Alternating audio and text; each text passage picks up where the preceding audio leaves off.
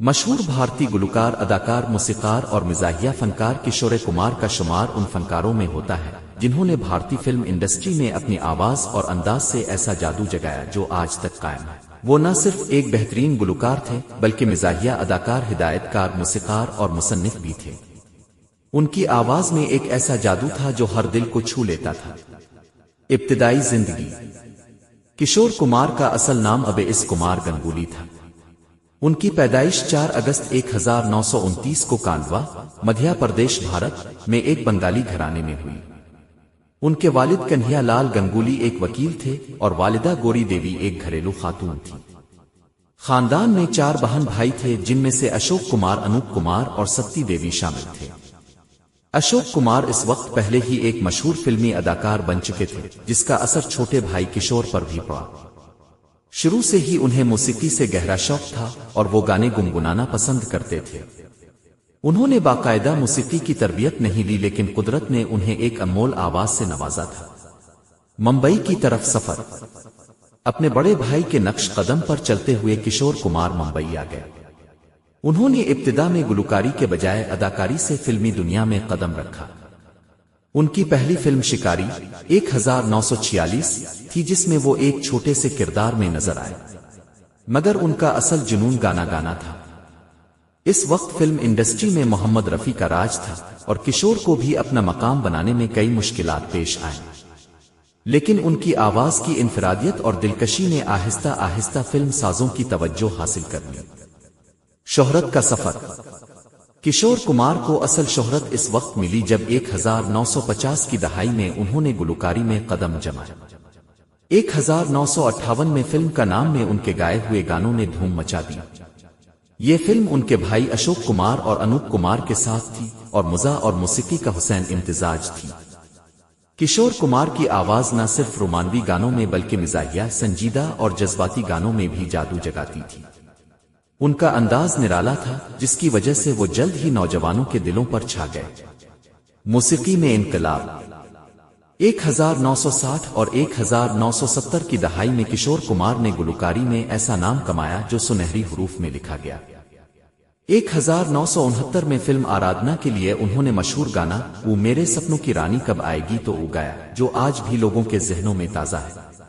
یہ گانا ان کے کیریئر کا ٹرننگ پوائنٹ ثابت ہوا۔ اس کے بعد انہوں نے بے شمار ہٹ گانے گائے جن میں شامل ہیں پیل پیل دل کے پاس، روحی روحی باتیں، شیرہ ہے اچاند کھلا، زندگی ایک سفر ہے سہانا، ایک لڑکی بھیگی بھاگی سی۔ ان کے گائے گانوں میں ایک زندگی تھی، ایک جوش تھا اور سب سے بڑھ کر احساسات کی گہرائی تھی۔ اداکاری کا سفر۔ اگرچہ کشور کمار گلوکاری کے لیے مشہور ہوئے لیکن ان کی اداکاری بھی کسی سے کم نہ تھی۔ انہوں نے کئی کامیاب فلموں میں مرکزی کردار ادا کیا۔ ان کا مزاحیہ انداز اور قدرتی ایکٹنگ نے انہیں فلم انڈسٹری میں ایک منفرد مقام دیا۔ انہوں نے اپنی کئی فلمیں پروڈیوس اور ڈائریکٹ بھی کی۔ شخصیت اور زندگی۔ کشور کمار ایک آزاد خیال اور نرالا انسان تھے۔ وہ دنیا داری کے قاعدے قانون سے کچھ مختلف انداز رکھتے تھے۔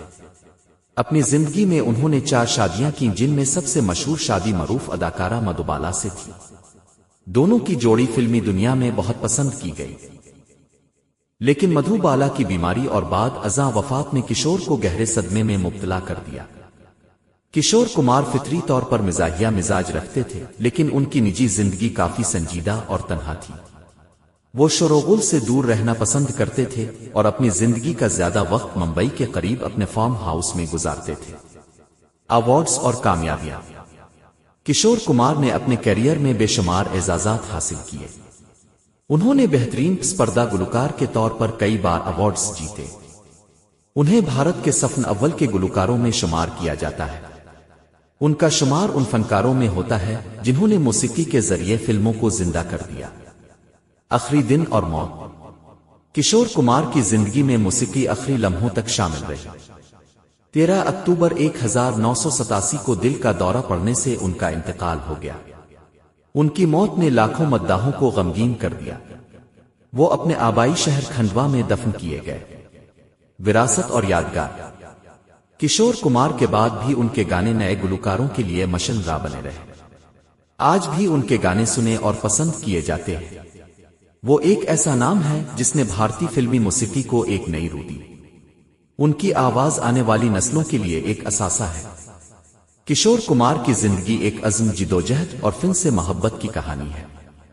انہوں نے گلوکاری کو ایک نئی بلندی دی اور دنیا کو یہ بتایا کہ قدرتی صلاحیت اور لگن سے انسان ناممکن کو ممکن بنا سکتا ہے۔